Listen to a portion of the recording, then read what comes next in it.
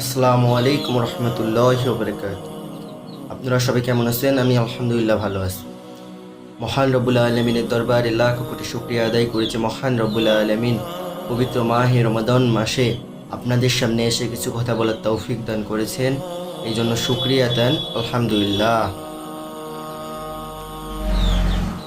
সুপ্রিয় দর্শক, আজকে আলোচনা করব ইফতারি তাড়াতাড়ি করার ফজিলত এবং ইফতারের সময় দোয়া করলে ইফতারের ফজিলত সম্পর্কে, এক কথা ইফতারের ফজিলত সম্পর্কে। ইফতারের সময় দোয়া করলে দোয়া কবুল হয় কিনা, ইফতারের সময় দোয়া করলে আল্লাহ তাআলা ইফতারের দোয়া ফিরিয়ে দেন কিনা, এই সকল বিষয় নিয়ে আজকের আলোচনা।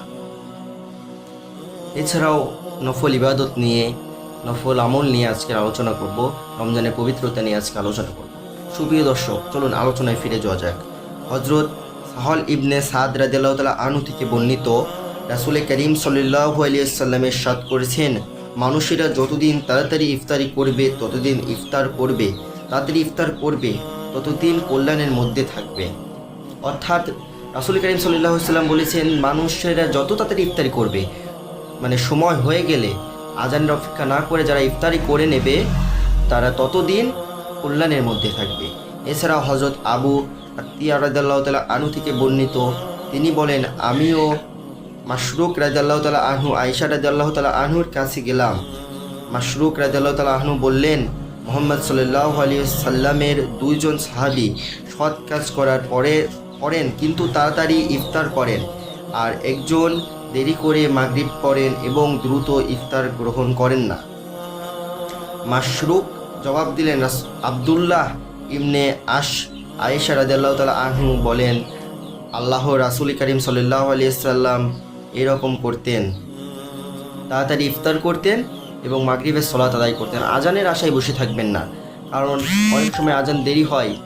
আজানের আশায় বসে থাকলে ইফতার হয়ে যেতে পারে। আসলে ইফতার দেরিতে করার অভ্যাস ছিল ইহুদিদের।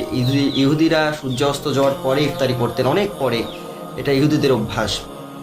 রাসূল করিম সাল্লাল্লাহু আলাইহি ওয়াসাল্লাম ইফতার দ্রুত করতে বলেছেন, ইফতার খেজুর দিয়ে করতে বলেছেন। খেজুর না থাকলে শুকনা খেজুর অর্থাৎ খুরমা দিয়ে করতে বলেছেন। যদি খুরমা না থাকে তাহলে পানি পান করতে বলেছেন। আল্লাহ আমাদের বোঝার তৌফিক দান করুক। এছাড়া নফল ইবাদত, রমজান মাসে যত নফল ইবাদত করবেন তত ডবল, এই মাসে নফল ইবাদতকে আল্লাহ তাআলা ফরজের সমতুল্য করেছেন। রাসূল করিম সাল্লাল্লাহু আলাইহি ওয়াসাল্লাম বলেছেন, আল্লাহ তাআলা বলেন, এই মাসে যে ইবাদত করবে, যে রোজা রাখবে এবং ইফতারের সময় যে আমার কাছে দু হাত তুলে দোয়া করবে, আমি আমার রোজাদার কোনো বান্দার দোয়া আমি ফিরাবো না। রাসূল করিম সাল্লাল্লাহু আলাইহি ওয়াসাল্লাম বলেছেন, হযরত মূসা আলাইহিস সালাতু ওয়াসসালাম যখন আল্লাহর সঙ্গে সাক্ষাৎ করতেন তখন তাদের মাঝখানে 70,000 সূক্ষ্ম পর্দা দেওয়া থাকতেন, কিন্তু আমার উম্মতেরা যখন রমজান মাসে ইফতারের সময় আল্লাহ তাআলার কাছে দোয়া করবেন, সে অবস্থায় আমার আল্লাহ এবং তার বান্দার ভিতরে কোনো পর্দা দেওয়া থাকবে না। বলেন না সুবহানাল্লাহ। আর আল্লাহ তাআলা বলেছেন, এই সাওমের, এই সিয়াম সাধনার ফল, এই রোজার ফল, এই নফল ইবাদতের ফল আমি নিজ হস্তে দেব। বলেন না সুবহানাল্লাহ। এবং এই মাসে আমাদের কুরআনুল কারীম নাজিল হয়েছিল। কুরআনুল কারীমের কারণেই এই মাস এত বরকতময় মাস। আসুন এই মাসে বেশি বেশি নফল ইবাদত করি এবং রোজা থাকার চেষ্টা করি। যারা অসুস্থ তাদের কথা আলাদা, যারা খুব অসুস্থ এই সম্পর্কে ইসলাম এত কঠোর নয়। রোজাদার ব্যক্তি যদি রোজা থাকতে না পারে, যদি আপনার জীবন চলে যাচ্ছে এই অবস্থায়, আপনি রোজা ভাঙতে পারবেন। রমজান মাসে রমজানের পবিত্রতা রক্ষা করি, বাইরে ঘোরাফেরা না করি। বাইরে ঘোরাফেরা করি কিন্তু বাইরে রমজান মাসে বাইরে খাওয়া দাওয়া না করি, দোকানপাট বন্ধ রাখি এবং আল্লাহর সন্তুষ্টির জন্য, আল্লাহর রাজি খুশির জন্য রোজা রাখি এবং বেশি বেশি নফল ইবাদত করি, তাহাজ্জুদ করি। আমরা যারা অন্যান্য মাসে ইবাদত করতে পারি না, ফজরে উঠতে পারি না, এই মাসে অভ্যাস গড়ে তুলি। এই মাসে যদি অভ্যাস গড়ে না তুলতে পারি, আর কবে অভ্যাস গড়ে তুলব? আসুন প্রিয় ভাই, প্রিয় দিনী ভাই, আমরা 5 ওয়াক্ত ইবাদত করার চেষ্টা করি, নেক আমল করার তৌফিক দান করুক মহান রব্বুল আলামিন। আমাদের সবাইকে কবুল করে নিক, দিনের জন্য কবুল করে নিক। পবিত্র মাহে রমজান মাসের মর্যাদা রক্ষা করার তৌফিক দান করুক। এই মাসে বেশি বেশি আমল করার তৌফিক দান করুক এবং প্রতিদিন একজন করে নিয়ে ইফতারি করার সৌভাগ্য আমাদেরকে দান করুক।